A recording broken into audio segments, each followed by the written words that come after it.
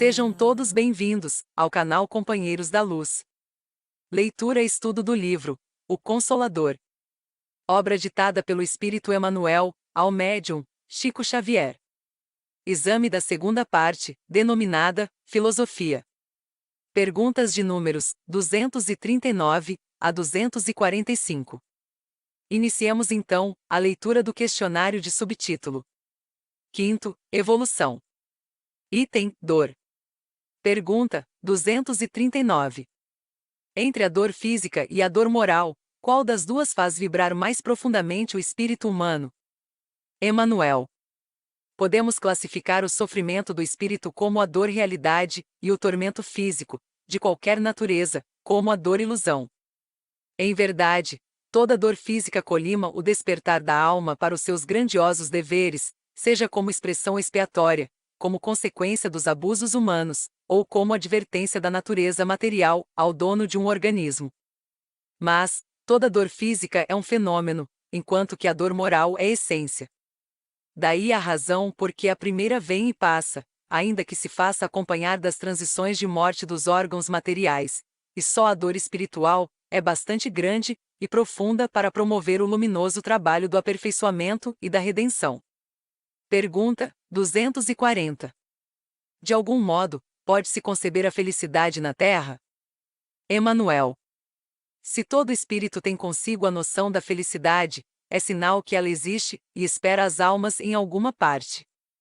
Tal como sonhada pelo homem do mundo, porém, a felicidade não pode existir, por enquanto, na face do orbe, porque, em sua generalidade, as criaturas humanas se encontram intoxicadas e não sabem contemplar a grandeza das paisagens exteriores que as cercam no planeta.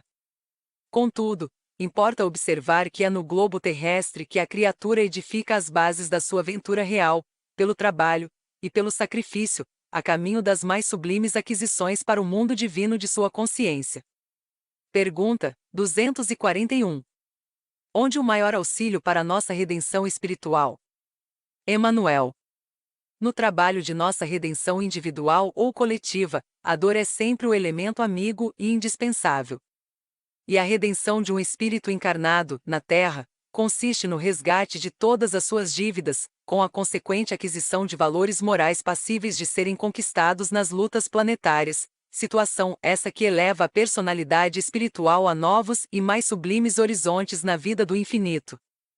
Pergunta 242.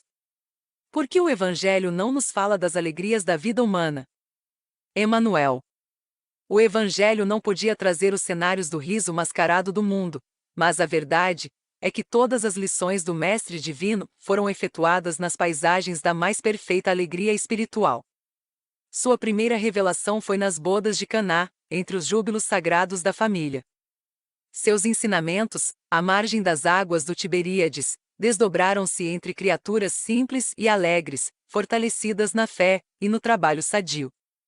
Em Jerusalém, contudo, junto das hipocrisias do templo, ou em face dos seus algozes empedernidos, o Mestre Divino não poderia sorrir, alentando a mentira ou desenvolvendo os métodos da ingratidão e da violência.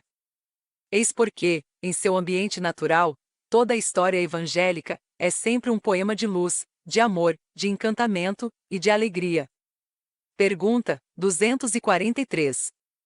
Todos os espíritos que passaram pela Terra tiveram as mesmas características evolutivas, no que se refere ao problema da dor?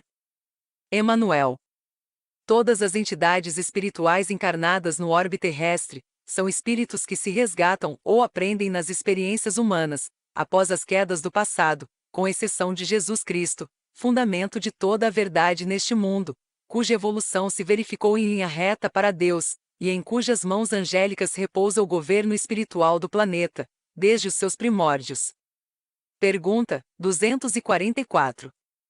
Existem lugares de penitência no plano espiritual? E acaso poderá haver sofrimento eterno para os espíritos inveterados no erro e na rebeldia? Emmanuel. Considerando a penitência em sua feição expiatória, existem numerosos lugares de provações na esfera para a voz invisível, destinados à regeneração e preparo de entidades perversas ou renitentes no crime, a fim de conhecerem as primeiras manifestações do remorso e do arrependimento, etapas iniciais da obra de redenção. Quanto à ideia do sofrimento eterno, se houvesse espíritos eternamente inveterados no crime, haveria para eles um sofrimento continuado, como seu próprio erro. O pastor, porém, não quer se perca uma só de suas ovelhas.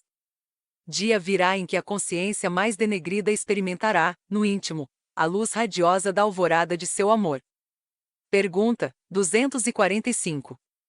Se é justo esperarmos no decurso do nosso roteiro de provações na terra, por determinadas dores, devemos sempre cultivar a prece? Emmanuel.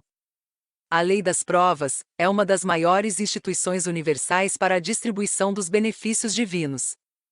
Precisais compreender isso, aceitando todas as dores com nobreza de sentimento. A prece não poderá afastar os dissabores e as lições proveitosas da amargura, constantes do mapa de serviços que cada espírito deve prestar na sua tarefa terrena, mas deve ser cultivada no íntimo, como a luz que se acende para o caminho tenebroso, ou mantida no coração como o alimento indispensável que se prepara, de modo a satisfazer a necessidade própria, na jornada longa e difícil. Porquanto a oração sincera estabelece a vigilância e constitui o maior fator de resistência moral no centro das provações mais escabrosas e mais rudes. Chegamos ao final da leitura deste questionário. Não percam a leitura do próximo, intitulado Segunda parte, Filosofia. Quinto, Evolução. Item Provação.